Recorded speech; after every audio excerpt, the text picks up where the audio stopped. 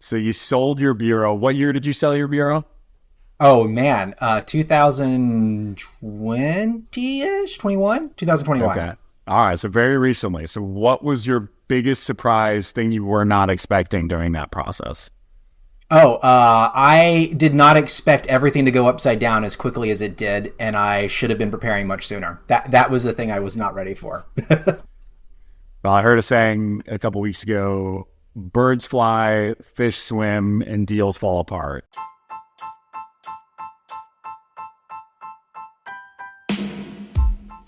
Welcome to Payrollin, the show where you will learn how to operate and grow your payroll business from the most dynamic minds in the business. If your company offers payroll services, this is the podcast for you. And now, here's your host, Matt Vaadi. Let's go. Talk about a few of the things you learned during that process. What did it look like? When you decided you were going to sell, what was the timeline? Let's talk about it. I know a lot of folks out there listening are thinking about their exit strategy, want to know what that looks like when they finally do pull the chute. And then let's, continue that and talk about some of the ways that you can make it easier before that time comes so that you're more prepared.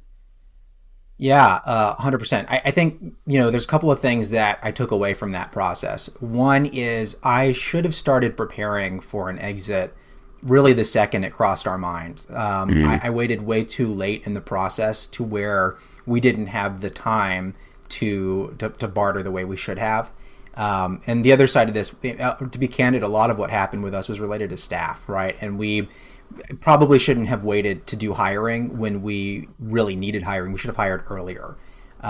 So, just to kind of talk about the context for what led to our exit, I'd been a sales rep for years with, ADP and Paychex, and mostly Paychex and Paylocity. I was Paylocity's first rep on the East Coast, and then I sold some stock to start Astra Payroll Services with my wife. And I was doing sales, she was doing operations, and we just had a kid. And a couple years into it, things were going really well. I had another venture I was doing on the side with Signature Bank that a lot of your listeners might have heard about because I was at IPPA and all these networking events promoting that. And we were making enough money from the Signature Bank relationship to where, we wanted to hire people to run more of the payroll operations for us so that I wasn't dividing my time like that. We found ourselves in a position where, we were getting to the last stage of monthly minimums going up on some of the products we had enrolled in, but we hadn't been pushing them very hard because we were getting fed from other revenue streams. And so where we were is we had to hire a salesperson to push those products since I wasn't going to have time to be in the field as much as I wanted to. And we wanted to hire an ops person so that we could travel for this other project. And then simultaneously, my wife was due with our second child. So I was about to be down one of my major ops people I could trust, right? And we just had a handful of employees. So unfortunately, the two folks that we were bringing in did not work out. And we found ourselves in a position where, because of the impossible to move due date of a second child, we had to choose between shortchanging our clients who we loved and making a hasty exit. And I think there's folks that I've spoken to. I've started playing in the M&A space a fair bit after the sale of my business, which we can talk about. But I've spoken to a lot of folks who have done the exit process as a result of some of the other projects I've been doing recently. And the thing that's interesting to me are the folks that are always shopping. They're always talking to the ADP and Paychex guys. They're always entertaining calls from, the private equity guys. They're just having that conversation continuously. And I think that's the way that I wish I had played it, where I had been blowing off those solicitations. People approach me all the time, hey, what if you sold to me? And I was like, I'm not going to do that. And I think the right way to approach that would have been to continuously have that conversation and keep those relationships at play. Maybe, meet once every 6 months, once a quarter at most, so that I didn't have to scramble the way I did. And then what we ended up doing was selling to Assure, because it was the easy way out that we thought would most likely protect our clients who, we love our clients. We didn't want to leave them out to dry just because, things had been kind of pushed on us on the back end. So yeah, is that kind of answer that thought? Yeah. And so interesting point there when you talk about, I have a client that has told me before, he's like, look, we brought in a group 5 years before we were thinking about exiting, because it's like staging a home, right? Like you need to make sure that it's looking, it's looking perfect. It's looking pristine. You have all the things fixed, everything in order, all that fun stuff. But one of the things we did before we raised any outside funding was we were entertaining some of those conversations purely from a perspective of what kind of value are they going to put on this business? Are they going to value our technology? Are they not going to value our technology? Are they going to try to, pull one of these moves? Had somebody recently trying to say, oh yeah, we'd really love to, partner with you guys. We'll offer you a 1.5. And I was like, man, we got our own tech stack. Like, are you out of your mind? Whereas, we actually had a PE firm value us right at where we were raising money at a 5X. And so it just kind of validated like, great, we are exactly where we need to be. And this is where the market values us when they understand what we've built over here. So I think those conversations are important. I think people should have them, like you said, early on in the process, just to get a feel for also what they're going to ask you for, even if I'm not saying you should drag anyone along if you have no intent of selling, but it's important to know we're looking at an acquisition right now, and we asked the gentleman for, revenue by customer, their start date, their, seeing who's churned over the last 24 months. And it's hard information to put together. And so knowing what those reps look like before you want to make an exit and starting to adjust your accounting and your reporting for those things. So when the time comes, you don't get stuck at a disadvantage. When you have more data in your hands and you go to whether it's an investor, potential acquirer, then you start to get the upper hand instead of vice versa. Whereas if they're asking you for information, you have no clue what they're talking about, then now you're immediately at a disadvantage in the conversation. So great point there. And I'm glad you brought up the work you've been doing in M&A after the acquisition. Talk to us a little bit about that and tell us some of the things you've learned, what you're seeing in the market right now when it comes to M&A activity in the payroll space. Yeah, it's interesting. I had to work really, really closely with an attorney to make sure I didn't cross into becoming a broker. A business broker. I don't want to get licensed. I don't want to deal with that world, but I got really close to the edge of that world because, I mentioned the signature bank thing. So what had happened was we had been working with Cache, and as I imagine most people should know by now, Cache had a big falling out, right? They ended up taking a lot of money from us and not paying our customers. And, we had this big list of all the folks that were co-defendants on the bankruptcy case, essentially. When that first went down in October of 2019, I started looking for ways to de-risk our ACH exposure because as a small payroll bureau, I don't have the budget for a $100,000 payroll to suddenly go belly up, right? And so one of the things that we found just doing Google searches was Signature Bank had a real-time transfer system. I mean, literally, I was driving around listening to podcasts because, of course, I was. And somebody on Planet Money said, put the word blockchain in front of anything and people will throw money at you. So I Googled blockchain-based cash management system. And the only thing I found were a bunch of like ways to pay employees through like crypto and stuff, which who cares in my opinion. And I found two banks, Signature Bank and Chase Bank, had technology around moving money between businesses in real time, right? And I called Chase Bank first and I said, hey, what if I did this for payroll? Would you guys want to get involved in this? And the people that were in charge of that project was like, great, we'll give you open APIs. You'd have to hire a team. You'd have to invest all this money. You'd have to, you can do it and it's going to cost you whatever it costs you to do it. I called Signature Bank and they said, we'll pay you to do it. And I said, oh, great, I'm doing it with Signature Bank, right? So I ended up, it was a little bit longer than that. I ended up flying to New York and convincing their executive team that they should use this technology they developed for moving money between customers as a way to pre-fund payroll.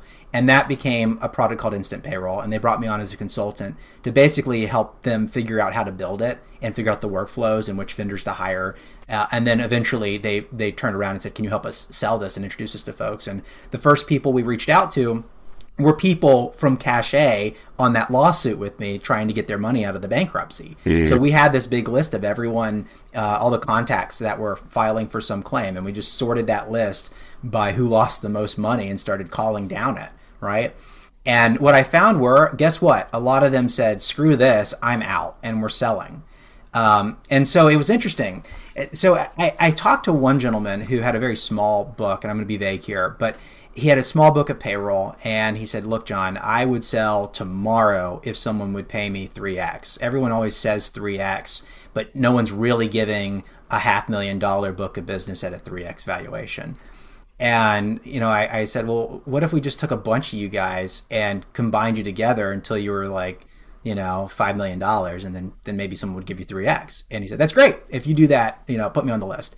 And so I started talking to my attorney, and I ended up spinning up a little side business just as a side project called Astra Acquisitions, because of Astra Payroll, right? And the idea was I didn't want to be a broker, but I wanted to find people that were thinking about exiting if they could get some magic number, and then we would just group exit at the same time. We would go to like ADP or Paychex or someone and say, look, we're all going to sell, or none of us are going to sell if you give us this. So I took that idea, and the first thing I did was I called all the people buying payroll companies that I could think of or get introduced to. And I asked, would you be into this idea? And I learned a lot about how every one of these acquisition companies buy payroll companies based on their response to that. And then once I found a buyer that was actually willing to entertain it, I started calling friends from the cachet list and folks I had met through, doing Signature Bank's project, and asking them, what's your magic number? Like, what's the number? Like, I think everyone has this number. Like, and sometimes that number is really high. I need 10x. Sometimes it's reasonable. I need 2.5x, and then I'd retire. Sometimes it's a dollar amount. I need $4 million to guarantee that my I can withdraw from my savings account enough to be retired, or I need so it was interesting. And these were not people actively exiting. These were people that I imagined were like myself, who, when I had Astra Payroll Services, if someone had come up and offered me 3x, I would have probably sold, because it's a good number for where we were with our size. And so when Signature Bank very suddenly collapsed earlier this year, and that was gone, one of the things that I had heard from all these people that were looking at selling was they were selling for a similar reason to why I sold, which was they were drowning in work and they weren't sure it was worth it anymore, and they couldn't find people to distribute the work over, right? There was a staffing shortage. And then they were selling, and ADP and Paychex and other folks were just like letting go all these employees that were really good people. They were just getting fired, or you can work for Paychex or ADP, but people that choose to work for, Matt's payroll company aren't often the same people who say, man, I really want to work for a giant publicly traded payroll company. And so people were choosing to retire or choosing to leave. And the obvious question was, why don't we just give those employees to other licensees of iSolved, or other UKG licensees, or other assured licensees? And so I had been kicking around the idea of what became HireWith from that, which was, as people sell their book, if we can't guarantee job placements with the new buyer, let's build a marketplace where you can come and basically, and not the right term here, but you could sell that asset as well. You could distribute those employees and get a little revenue for the investment you've made there. And so once we started HireWith, now I've been kind of doubling down, because if my referral partners who are sending us these employees are people buying payroll companies, inevitably people have come to me and said, John, now I'm looking at selling, and that's why I'm calling you about having you help me with my employees. By the way, who should I talk to? And of course, I know all these business brokers now, and I've spoken to all these mergers and acquisitions people, and I am not a broker. That's not what I'm doing. But the way that we give back to our referral partners is by making those introductions the other direction to them. And I've been very blessed to already have a few folks that have come to me in private and said, hey, who should I talk to? And I've had the privilege of hearing the sales pitch as not a seller. Like, I'm not selling, but I've said, how do you differentiate yourself, Mr. ADP, from Mr. Paychex, right? Right. I can pause here, but I have some thoughts on let's dive into that. So before we do, first of all, I want to thank you. You're always very active on the Facebook group and share a lot of knowledge and help folks out there. If you haven't joined the Facebook group yet, it's the Payroll Innovation Network Facebook group. There should be a link in the show notes. We're up to about 100 people in there already. The conversations this week really started to pick up steam and get me excited. The questions that are being asked in there are exactly what we had hoped would happen. Hey, who are you using this for, this vendor? Why do you use them? At what point do you hire them? Does this make sense with my platform? We saw sales campaigns getting bounced around in there, all kinds of awesome stuff. So if you haven't joined in there, if you're listening right now, make sure you do it. I know Facebook, collective eye roll, but whatever. There's a ton of value in there. Check in once or twice a week, and you'll definitely be able to get up to speed in 20, 30 minutes, and also get some questions answered for things that are top of mind for you. It's been awesome to see it grow. But so let's talk about the acquirers or potential acquirers you were talking to. What are you seeing in terms of valuation? What are some of those things? We go back to the staging of the house. So if I'm a payroll bureau owner right now looking at this and saying, like, how do I maximize value when we get 2-3 years down the road when I want to sell, or if I want to sell sooner than that? What are some things I could do now, and who and how are people valuing payroll businesses in the market right now? Yeah, and even before I comment on that, I have to also replug your Facebook group, because I as an evolution reseller, was in the Evo Talk channel. And when I needed resources, I was limited to folks who were licensees of evolution, really, or going to public spaces. And the kinds of questions that are being addressed in that Facebook group are the kinds of questions that go beyond the scope of what you could get from something like a platform-specific system.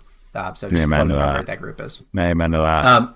But in terms of the M&A stuff, I think what I've seen is you can categorize the people buying payroll books into kind of 4 categories. The first one would be the national players. That's ADP and Paychex and folks in that space, right? The next would be private equity. These are folks who are buying maybe at a higher rate, higher multiple. They're looking to make a big move very quickly. And those are often equity-based acquisitions. And if your listeners don't know, I learned the hard way that there are 2 different ways to buy a payroll company, equity-based and asset-based, where an ADP and a Paychex typically are doing asset-based acquisitions. And the idea is that they're buying the right to solicit your clients. They're not buying your debt. They don't buy your computer. They're not buying your contracts. They are just buying the right to market to your clients, versus a private equity group might want to absorb your entire operation, which changes the way that your valuation is perceived. It's the difference between looking at top line revenue and looking at EBITDA, right? And looking at margins and saying, well, we want to buy your whole operations. Well, hit pause right there, because that's where the next question I'm going to ask you is like, how do we differentiate? How do we drive value up? Well, IP doesn't matter to ADP and Paychex. Right? Not at all. If you are on iSolved, if you're on Kronos, if you're on whatever, even if you've established the most amazing workflows and you have people that can do the work of 10 because of all the automation and the templates and forms and everything you put in place, it's meaningless at the end of the day. They're buying your book of business, and that is it. Well, and in that respect, ADP and Paychex are godsends in a couple of scenarios. I mean, one scenario would be if you have an operation that's kind of fallen by the wayside. You've got an insurance division that's your main focus, and you do payroll as a side hustle, and it's gotten sloppy and you're short-staffed, and there's not, it's not well run because you've had other priorities.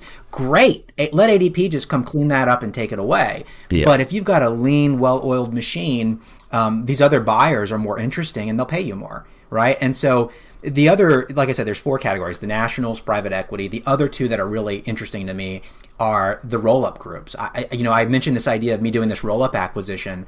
I thought it was innovative and new. What was innovative and new about the way I was doing it was that I wasn't actually combining companies. We were just like group negotiating. But there are a bunch of people doing roll-up acquisitions. And I'll name drop. Well, maybe I shouldn't name drop. I'll just say they exist. Probably the most public one that has been name dropped enough to where this isn't a secret would be, I think. Oh no, I don't want to do this because I need to check to make sure I'm going to say the right company name. But the idea would be there are folks that are coming in and buying you at a lower multiple. They're coming in and saying, we're going to buy an asset-based acquisition. Maybe we have our own technology. We're going to acquire you at like a 2x. But you're going to get equity in our company, and we're going to be a $20 million payroll company, and we're going to sell again in 2 or 3 years. And we're going to sell for like a 4 or 5x, and you're going to get paid again on your equity. And so the idea is that you're getting more money in the long term and less money up front. Maybe they'll give you a job running your own sales company. Maybe you'll keep running your employees as a division of their company for a while until they get to that final exit. So it's a bit of a longer play, but it could result in a lot more money, and it usually results in 100% staff retention, because everyone is staying the same company, just has a new name, or maybe you're migrating to a different tech. And then the last one, the 4th category, are the locals. It's selling to another iSolved house. It's selling to another local vendor, another issuer client, and that's pretty straightforward, right? That's going to be continuing that local service model. If you've been doing that, it's going to be continuing really intimate relationships with, this guy's also in the Chamber of Commerce with me, that kind of thing. And those deals are much more sweetheart deals, if you will, and usually a lot less money. And it's more about relationships in that scenario than anything else. Is that? And I apologize. I feel like you asked me a question. No, that's perfect. And I've dive into a couple of those, just a hair of like, if you're going to go into the roll-up situation, you have to go in eyes wide open, get some good advisors around you. My advisors have told me that they've had several clients go into the second bite of the apple situation, which is, PE will give you sort of the same thing. They'll run some roll-up scenarios where, hey, look, we're going to give you X amount of cash, and, you're going to get equity in the main piece. And, my advisors can count on one hand how many times people have actually gotten that second bite of the apple for one reason or the other, right? And so it's, and that number that they can count on that one hand is 0. And so that is something to keep in mind. And while there's a lot of big promises out there about that, it sounds very appealing. And it's something we've certainly tried to put in place with deals we've looked at before because people have asked about it. And we all have intention of honoring that, but somewhere along the line, and obviously I don't know deal by deal, those deals fall apart somewhere. Maybe it's not a good fit and you decide you want to get out and you can't retain your equity after you get out. Maybe the second bite of the apple never comes. There's a million different ways where you just continue to get diluted to the point where, that second bite isn't quite as big as you'd hoped it was. So if you're going to go into those situations, make sure you go in eyes wide open, right? If you need cash up front, take the cash up front. But really, if that's got to be more of a strategic play of, I see folks in that situation that are great where it's like, hey, I'm either a really good operator or a really good salesperson, or sales leader, and I just want to go into a larger organization where I have a lot of resources, and I want to get some liquid on the front side of that too. Really good play for that. And like you said, keep all my people intact, which obviously, as local regional bureaus, there's 2 big promises we make, right? We make the promise to our people that when they come here, it's different than working for a big corporation. And we make the promise to our clients when they come here, then it's different than working with a big corporation. So the last thing most of us want to do is option number 1, which is sell them off to a big corporation, unless it's just one of those things where it's like, I gotta, there's bigger money here than what somebody else is offering. And, and I just got to get out, and it's a 90-day exit. And, we had at the IPPA last year, 3 guys go through, and they'd basically done those 3 primary options. One sold to a national, one sold to iSolved, one sold to a roll-up group, and they were all very happy with the outcome. They're all just very sort of different outcomes, right? So you have to know what's important to you. And again, if you're listening to this and go, well, I just, man, why do you guys talk about exiting? This whole thing isn't about exiting. Like, I'm in this for the long haul. This is a business I want to run for the next 10, 20 years.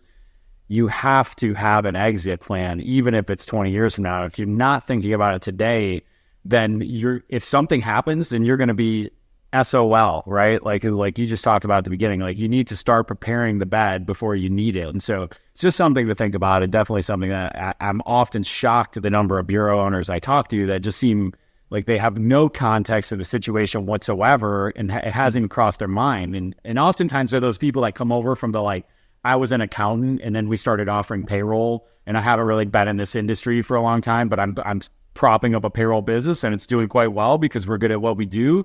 And, oh, geez, I hadn't even thought about exit because it's just not been on my radar. And I didn't come from this world to begin with. And so you and I are a little bit jaded in that we kind of grew up in the payroll space with the national. So I saw multiple acquisitions from the other side of the table as well as we rolled those groups up in our ends too. But. Well, and Matt, to your point, even if folks aren't looking to sell, I would say most payroll company owners I've spoken to have said the same thing to me when they say, well, I'm not going to exit soon, but if you find anyone, I would be willing to buy, right? Like it's either you're exiting or you're looking for that CPA with 100 clients who's willing to just hand you 100 clients because he can't service them or she can't service them anymore.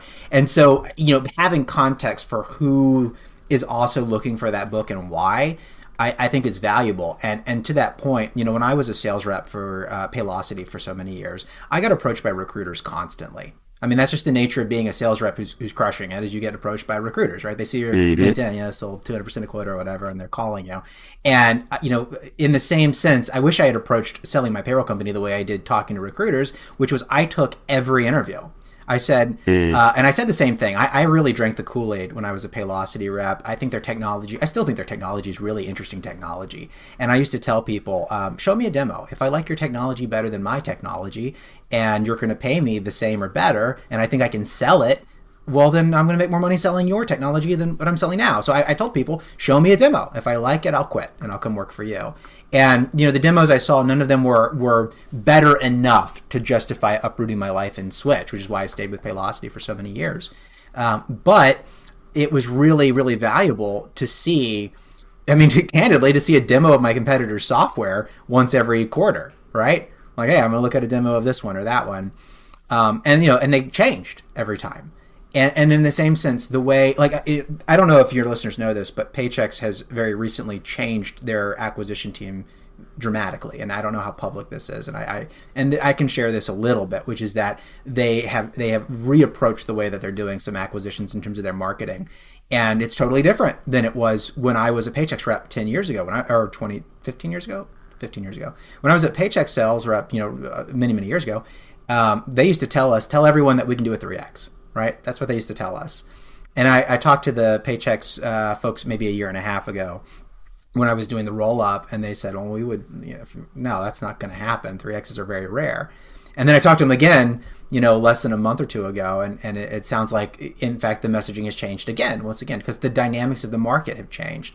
And the thing that I'm hearing is that Paychex does their multiple not based on the size, because ADP has like a literal chart where they'll say, if you're this amount of revenue, here's the multiplier you're going to get, and they have a range based on your assets. If you're over 5 million in revenue, they can give you a higher multiple than if you're a 1 million revenue company. Yeah. But Paychex doesn't look at the top line revenue anymore. At least they're not doing that right now. They're looking at the margins on your book, and they're looking at what products that they offer, that you offer, how much you're charging today.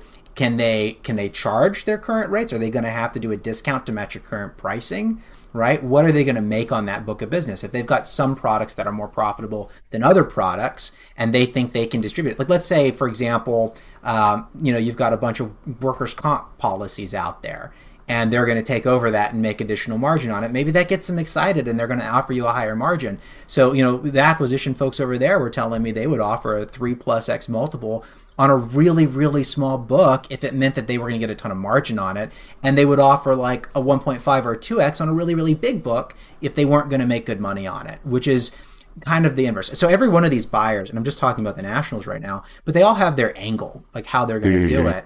And it doesn't hurt to hear them out once a year and see kind of where their approach is. Because then if you're in my position where I was with Astra, and all of a sudden I got to pull the ripcord or find miracle staff, which I wasn't able to find the miracle staff, I didn't have time to do that due diligence. That takes energy. And if I instead just answered the phone when they called me, I would have had that in my back pocket, Let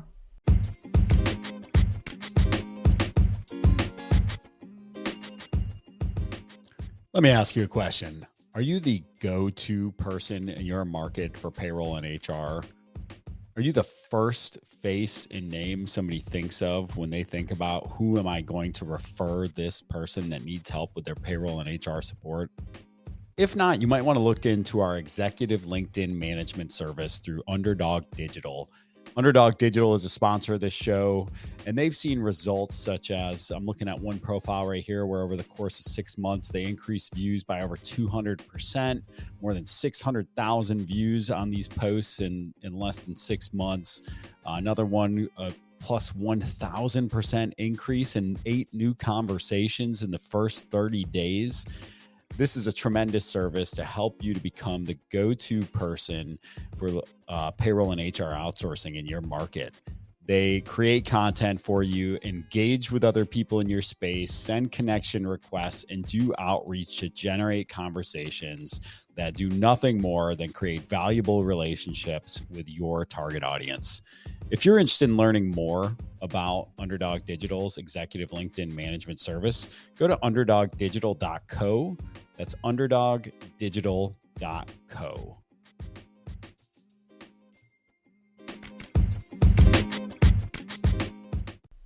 Well, and you mentioned something there that's always going to be important, and every one of them looks at it, whether it's private equity, whether it's ADP, whether it's a local, whomever is going to want to see your customer list, how long they've been with you, and what they pay. And now they don't need to know the customer's names, but that spreadsheet is synonymous with every acquisition, right? It's like, are you keeping your people? How many of them are churning?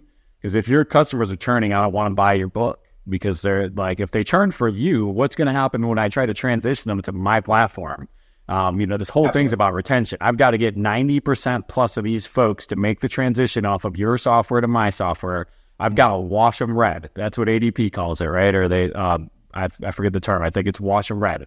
They want to completely inculcate everything from the moment they say go. They have to wash that payroll company red with ADP red as quickly as possible. That means getting the new deal signed, getting them transitioned to the software, getting the team, getting them migrated to the ADP team as fast as human. They got 90 days, right? And so they're going to look at that, and they're also going to say, to your point, can we price this profitably? And so if they can price it more profitably than what their current book of business is, because ADP has no problem charging more than book rate. And so they will definitely up the value on your company based on what you're charging. So the message here is stop competing with SurePayroll, stop competing with OnPay, stop competing with Gusto, because all you're doing is devaluing your business in the long run. And for Pete's sake, I mean, goodness, our base monthly fee is more than double what Gusto's is. And you know what? If you want to go with Gusto, that's one way you want to go. Like, it's a completely different model is always the talk track, right? We all have the same talk track. So why on earth are you offering dedicated local support and trying to go, fist fight with the Gustos out there? It's a losing battle.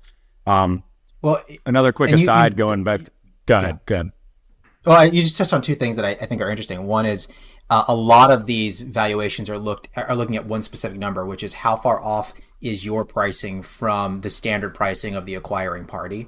And, I know I undercharged because when I first started my payroll business, I made the sales rep mistake of thinking I should discount to be a little bit less than what they're paying today instead of charging a premium for my service, which is what we should have done, because we were going above and beyond for every client and we should have charged appropriately. And that impacted my exit options and the multiples I was getting offered from, ADP and such, right, and paychecks. And so to your point, if you're looking to exit, if you can raise your prices, it might make more money for your exit a year later. And you can do the math on this, right? And say, okay, I'm going to lose 10% of my customers if I do a 5% raise, but we're going to get an extra, 0.25 on the multiple. Guess what? It's better for you to make that price raise and be in line with market pricing. But I've also met those guys. I mean, there's a gentleman I won't name directly who was giving away payroll. I mean, just giving it away. Like, literally, they had an insurance arm and they were selling it at cost. Guy was getting sick of the payroll arm and no one would buy it. He was desperate. Well, of course no one's going to buy it. You're giving it away. There's no margins on it. Nobody wants that book. And so the other thing that you mentioned there that I thought was really interesting is the idea that retention is such a big component here. I've seen some of the private equity guys specifically are coming in and saying, we're going to give you a guaranteed multiple. It's not based on retention, but it's lower. So, imagine you're comparing a 3.5x from a Paychex or an ADP that's based on retention versus a 2x from a private equity guy that's guaranteed. And then you think, realistically, I stole all these clients from Paychex because of their local market or whatever, and I'm trying to sell to Paychex. Like, am I going to actually convince 50% of my customers to switch, right? And this is a what-if scenario. Their actual numbers, it's debatable. And the one thing that I've seen that has consistently been the feedback is the thing that drives retention more than anything is the engagement of the previous owner, right? If you're not engaged during that conversion process, you're not going to have good conversion. And if you do the work of calling every client and explaining to them, hey man, this is tough for us, but we had to make this decision to sell to ADP. We had to make the decision to sell to Paychex, right? Guess what? They're all going to switch to ADP and Paychex because they like you. That's why they that's why they signed up for your payroll company. Not that you can call all of them, but having those reps do that work makes that more valuable. But if you're not going to do that work, then, guaranteed revenue is a better way to go sometimes, Well, and it's interesting because I remember hearing this this sort of analogy a while back where it's like, often in life, with our goals, we do the equivalent of putting an address into the GPS, getting all the way up to the address and turning around and going back without actually going fully to the place we're going, right? It's like, I really want to get to 183 pounds. I was at 185 and I said, cool, close enough. And then I started eating like a tank again and then went right back to 195. The number of times stop looking at my scale, happens, Matt. Yeah, right. The number of times that stuff happens in our lives is insane. But that is the equivalent right there, right? Of like, I finally hit the finish line. I'm going to sell my business and I'm so disengaged because I'm over it, right? Like, most of us, by the time we hit that point, we're like done. We're fried. You've been in this industry. It's a tough industry, man. Like, it's a grind to build a book of payroll business. You're going to have a lot of battle scars by the time you get there. So don't like get to the destination, pull up a block short, and then go, you know what, I'm just going to retreat and give up now. Like they like push it all the way through, push it across the line. Hopefully it'll help somebody out there who's maybe in that situation right now or getting close to that situation. Funny thing you talked about earlier, it's just a random aside, but have you ever read the book No Rules Rules about Netflix? No, tell me about it. Awesome book. It's about the Netflix culture. For anybody out there not familiar with the Netflix culture, Google the Netflix culture deck first and foremost. They used to have they had the most famous probably slide deck ever to come out of Silicon Valley. It was a 125 page, very basic generic slide deck. You can still find the old version on SlideShare. It had over 10 million views last time I looked at it, and this is somebody's company culture document. And basically it just defines their culture. It says, hey, look, what a couple of the key things are like, we are not a family. We are a team. We are, as a matter of fact, a professional sports team, in that only the most elite make the cut, and you will be cut if you do not fulfill what's expected of you. And so they kind of demystify that whole thing around like, no. Family is BS. Like, don't come here talking about work family. We all know the reality that like work is not family. I think that's a really important thing for those of you out there that keep telling your people that they're part of a family. Like, all you're doing is losing trust in reality, because nobody believes that their employer is their family. They get it. So the more you kind of lie to them, like, we're all family here. Like, I mean, you can treat each other like family, but honestly, I hope you treat them better than most of us treat some of our family members. So, but the thing that you reminded me of it that you were talking about is what they do is, so Netflix pays top of market for every role. And what that means is they will if you go out and get an interview with Facebook as a developer, and Facebook says they're going to give you $325 and you're making $300 at Netflix, they're going to pay you the $325 plus to make sure that you stay. And they encourage their people to take interviews every single year to go out and recheck their market value and assess it against the data that they have internally to make sure if somebody's willing to pay you more than what we think we've found in our market analysis, then go ahead and find it for us so that we can pay you more. And it's just a very counterculture to what, anybody, the rest of us would be like, oh, heck no, like never on earth would I want my people out there testing the market. I can't afford that, especially not in the payroll world with the friggin' margins we have. But we're not Netflix, bro. But the reality is, though, you can do what you talked about, and that's go out and just start to understand and have conversations. It doesn't mean you have to give them all the spreadsheets. It doesn't mean you have to get really far down the path with developing those relationships with people that, when the time comes, you've got multiple options, because nothing is better than optionality, right? So if I've got multiple, if Paychex has got a 3 and ADP is coming in at a 3.2, well, so, now I've got a bidding war at my hands, right? Versus the alternative where it's like, fire sale. It's time to go and I got to pull the chute, and like I can barely handle retention because I've got a big life event happening and I can't be as involved as I want to be. So, plant the seeds before you need to sow the crop. Yeah, and going back on the margins conversation, I will self-plug for a second, which is, we send out an email basically every week or two that just says, here's the candidates that we've discovered, here's our job creator alerts. And we've started putting desired compensation in it for every position. So every person that comes to us, we ask, what's the minimum you'd want to make in order to be, interviewed? And we publish that publicly. It goes in every email. We anonymize the candidates. And what we're going to start doing when we get a little bit more data is putting that in a line graph and just like pushing that out into the world of, here's what's happening with CSRs, here's what's happening with implementation, here's what's happening with this. Now, obviously, this has been an interesting thing to look at, which is with the rise of remote work, we're seeing folks in big, dense urban areas try to hire people from remote parts of the country because they can get a deal on them. So if you're in New York paying $75,000 a year for a client, a client service rep, and you can hire someone from Wisconsin and get them for, $50,000 a year, that's a deal.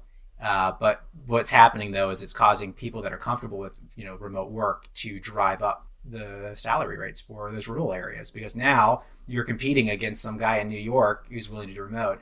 Not to say that it's 100% homogenous. There's definitely lots of folks out there who are not comfortable with remote work, and there's plenty of people out there who aren't having that conversation. And there's also I don't know. There's a lot happening, and I want to keep a track of that. So I'm hoping that we can become a source of data for that. Just as an aside, like a side project for me, is to try to get that information into the world.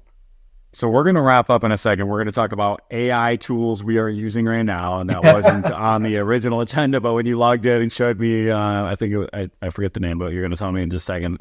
But before, give us a quick 30-second. I know you've talked a little bit about what HireWith does. Give us the elevator pitch on HireWith, and we'll link to your newsletter in the description. Sure. Yeah, HireWith. Our website's hirewith.us. So hire with us is the pun there. We are a marketplace for payroll, right? Job placements for payroll people by payroll people. And the idea is really simple, which is when people exit the payroll market and they lay off staff, they're bringing them to us, and then we're trying to get them jobs before they have to go to the job market. So yeah, it's fantastic. The other thing we're doing is partnering directly with the acquisition folks so that when they do an acquisition, they're calling us and saying, John, this guy's really worried about his 3 employees that know iSolved. Can you help them find work? And, for us, we don't charge anything to share resumes. We only charge if you hire them. So it's kind of like a recruiter, but we don't replace recruiters. We supplement them. So by any means, if you ever plan to hire payroll people or ever plan to sell, we should be in touch for that reason. And I am going to be at the upcoming iSolved conference, the upcoming Assure conference, the upcoming Owners Retreat for IPPA. So please, if you're there, find me, flag me down. We'll definitely have to catch up. Awesome. But AI tools. You want to talk about AI tools? Let's talk about it. Let me get one more thing in there real quick. So on the acquisition front. So first of all, I know the commercial is probably going to get popped in here at some point into the episode. I don't even know what commercials they're putting in here anymore. But if you're between $750,000 and $2 million in sales and you're looking to exit, why not exit to Guru? Come on, man. We can keep that local feel. We can keep that, that great feeling for your clients that you've accustomed over the years. And we'll make it a much more enjoyable process than working with ADP and Paychex. And on that end, though, for real, so one of the pieces of advice several of my mentors have all given me sort of shot for shot is and we'll look at smaller books, don't get me wrong, but they're like, look, man, that $200,000 acquisition, that $500,000 acquisition is the same amount of headache as the $5 million acquisition. If you're going to make acquisitions, go ahead and make acquisitions. So look at, $1, $2, $3, $4, or $5 million deals, because it's going to take the same investment of time and energy to make those acquisitions of a smaller size as well. And I know some of y'all out there may have better, ability to take on 5, 10, small acquisitions per year. That's not our model. But anyhow, so AI tools we're using right now. So what is the AI tool you're using, and you can even demo it here with your eyes? Okay. I'm gonna list the 3 AI tools that I've used the most in the last 6 months. Yeah. The first one is Google Bard. It's not any different than ChatGPT, but basically Google Bard I've used to save a lot of attorney fees, because when people ask me to amend our contract, I take what they ask, I drop it into Bard, I say, Bard, please rewrite this contract to say this thing this guy's asking me for. And it spits it out, we copy and paste it and call it a day if it makes sense. The other thing is voice.ai, which will take a recording of your voice and change it to be like a celebrity voice or an impersonation. So if you call our phone number, which is 804-500-9992, you're going to hear Billie Eilish say, thank you for calling HireWith. But that's actually me. I recorded that with my wife. We went back and forth on it. And then once we had, the tone we liked, we dropped it into voice.ai, and it changed it into Billie Eilish reading it back, which was great. We went through a bunch of different celebrity voices and picked her. So that was all AI driven. And then the last one, and the one that you were discussing a minute ago, is if you have a NVIDIA graphics card in your computer, like mine does, you can download for free NVIDIA Broadcast, which does 3 really useful things. One, it cuts out background noise on your microphone. So if there's any noise in the background, if you're chewing food on a phone call, if you're typing on your keyboard, it's all wiped out. It's fantastic. It can also do the inverse and cut it out from other people. If you're on a call and it's really echoey and you can't, you don't want to criticize your client, you can toggle it on for them. And the third thing is the webcam enhancements, which I'm using right now if you're watching this on Matt's YouTube channel. One is it's doing my background replacement, which if you guys want to see a peek, there's my actual terrible background, right, with my dry erase board. And then the other thing is it changes where my eyes are looking. It has artificial AI eye contact. So I'm going to turn it off. I have been looking down at my notes over here, and if I turn it back on, it artificially makes me look directly into the webcam. And in fact, I can look over here to my left here, and it'll automatically make me glance back up at the webcam. I am actually not moving my eyes at all. This is all AI making me look back and forth. So it's great because if you're reading notes on a video interview with Matt, you can't see my eyes darting over my notes a bunch or checking the email that popped up about something unrelated. It's great. Well, and it's super efficient because what I'm doing, I was staring at a camera that's over my computer, and it makes it super awkward when I'm not looking at you, because in order to make it appear that I'm looking at you, I have to look at the camera, which is not you. And then I have to, and I do need to check my notes or look at anything over here. It's kind of a bit disruptive. But if you have reason to check out our YouTube channel other than just to see that weird thing it just did with his eyes, I mean, now is a good time. I'm gonna plug the gentleman's agreement and the lady's understanding here real quick. So quick note, we are moving the Payrollin podcast to the primary Guru channel. So if you just search Guru on YouTube, you'll find our channel. We're going to put Payrollin in a playlist on there. We've got an awesome video series coming out with some behind the stuff scenes from Guru. Yesterday, we literally had a video. Our video guy was here in our quarterly rocks meeting, our goal setting meeting. And I mean, he was taking stuff, the real behind the scenes. Hey, here's where we missed the mark. Here are some goals for next quarter. Here's some revenue targets we're trying to hit. Here are bookings targets we're trying to hit, et cetera. And so we're just doing it. It's one part documentation. We want to look back in a couple of years and go, man, that was cool. Where we've come from there. Something I wish I would have started earlier. And B, hopefully it's somewhat entertaining and or educational to the folks watching. But so the gentleman's agreement, ladies' understanding is that, look, we're creating this content for you for free. I don't charge you anything for this. All I'm asking is that you go to the YouTube channel and follow the YouTube channel. That's it. That's how you can repay me. That's what you owe me for all the people that work in producing this. This ain't free. I pay people to produce this and distribute it. You get those emails.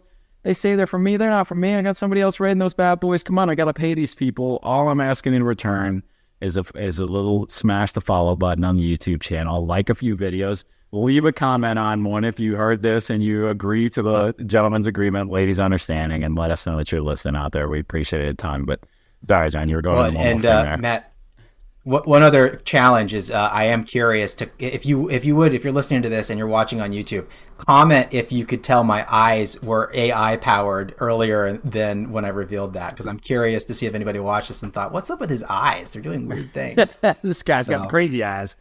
He's got the crazy eyes, yeah, because they're not really my eyes. So I can tell when it's on that my eyes look slightly different than they do in real life. So that's crazy. All right, I'm going to hit my AI stuff real quick because I know we got a couple of Zoho users out there, and we just launched a really amazing feature in Zoho Desk powered by ChatGPT. And for the love of Pete, y'all, if you're not using ChatGPT, good grief. Like, I mean, if nothing else, like John just said, you're saving some search time, you're saving some efficiency. You like answers that are on the first page of Google are companies that are just really good at SEO.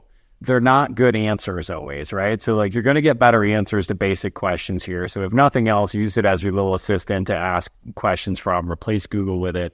But now they launched Code Interpreter this last week. If you have not played with Code Interpreter yet, oh my goodness. So I'll give you one example of the features that this has available. So you can import any file type, and this is only on the paid version, and you've got to go into your settings and turn the beta feature on for Code Interpreter. But I uploaded our last 36 months of P&L by month in a spreadsheet, pretty raw looking spreadsheet, just came out of our accounting system, and said, hey, analyze these last 36 months worth of data and project our next 12 months forward line item by line item. And watching it work and go through that, and it worked for a little while to say, well, I need to remove these headers because they're actually just titles and they don't have anything to do with the rows that we're going to be calculating. It'd do something else. It'd say, oh, well, we're missing this and we want to forecast based on discounted cash flow, so we're going to do this.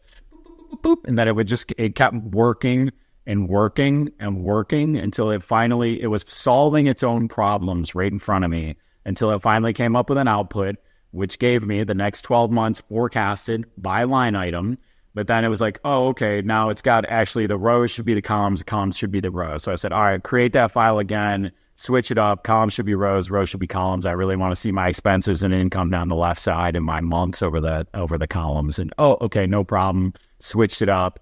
And it was a wild thing to watch, y'all. It was really just watching the machine solve problems, fix its own problems, recognize problems, and just based on one simple query that I put in. man, if you're not playing around with this, pretty soon you're going to be left behind. So a lot of different things, plus just simple reformatting of Excel files. That would be one of the easy use cases for that. I mean, I have to ask, hearing this and not having played with that tool, do you think ChatGPT and similar technology is going to replace the custom report writing function in most of these payroll systems? Yeah, I feel like the smart people are going to. So you think about the way I'm kind of explaining it to people, and this is how far behind I don't, in my bubble, my world, my tech world, like in my community and friends, my universe, everybody I know is like, using it at least at a novice level almost daily, if not multiple times a day. I gave two presentations. I gave two presentations this week to one group of finance executives and a CPA lunch and learn, collectively about 25, 30 people between the two. Of those 25, 30 people, how many do you think had even used ChatGPT yet? No idea. One person. They were like, most of them had no idea what I was even talking about. These were CFOs, these were CPAs, these were staff accountants, these were people that were, I was stunned. And so I was like, all right, well, I thought all the content that could be produced around ChatGPT had already been produced, right? But apparently there's that whole big component of mainstream America that's just as clueless to this. But now, so let me go to the last use case, because I know we're coming up on time. But so we use Fireflies.ai is one tool I'm using that I love, and I've got to get better at being more diligent with it. But it goes into every one of my meetings. At some point, if you're paying attention, you've probably been on a meeting with somebody that's used Fireflies. It takes notes, whether you're on Zoom, Teams, or Meet. It takes notes from the meeting. Now it's got all my notes from the meeting. It's basically creating the meeting minutes for you. And it also does a lot of crazy things. Like it can summarize every question asked in the meeting and put all the questions into one area. It can tell you what the responses were, whether they were, green, yellow, red, whether or not they were, the person, what their tone was. Was it angry? Were they happy? Were they indifferent? It's a pretty badass tool. But the thing that's really got us most jazzed here right now is, again, I think ChatGPT is going to end up like Watson in the short term, in the respect IBM's Watson, of like, it's going to be the underlying technology in a whole bunch of AI things. And we're already seeing it in a lot of places. But Zoho Desk has recently added, if you put your API, your secret API keys from ChatGPT into Zoho Desk, it will show you a much better sentiment analysis than what they have in there. So again, telling me, what is the sentiment of this person who reached out to us in this ticket? Are they curious? Are they angry? Are they happy? Are they sad? And then it will also format a response, which is something we've hoped Zia was going to do for years inside of Zoho Desk. And it will formulate a response that is pulling from your knowledge base articles. So that's the part that really, like, it'd be one thing if it's just pulling these sort of nebulous responses, but I mean, we've just got reams and reams of knowledge base articles we've created for our clients. And so now it's actually pulling from our answers and saving our support team a ton of time already. And we're barely even adopted it yet. So definitely, if you're on Zoho, check that out. I'm sure every CRM has some variation, or every support ticketing system has some variation on that at this point. But all right, final thoughts. I don't know. I think the final thoughts is that things are changing quickly in the world, right? Mm-hmm. ChatGPT and AI, of course, that everyone's buzzing about, and we've spent a lot of time at the end here on. And to that point, I think the dynamics of people buying and selling payroll companies are only, you're going to see people that don't want to adapt to the new world, and then you're going to see new entrants coming in that want to embrace it. And that's only going to lead to more change. And if you can stay on top of that change and pay attention to it, that's how we win, right? That's my takeaway, I think. Love it. Well, appreciate you joining us, John, and we'll link to all those things we referenced in the show notes. And have an awesome day, man. Great to see you as always. You too, Matt. Thank you. If you enjoyed that episode, please share it with someone else you know who might enjoy it and learn from this. And also, please rate us 5 stars on your favorite podcast player. We really appreciate you taking the time to listen. And also, don't hesitate to reach out with other topics you'd like to hear more about. Thanks so much.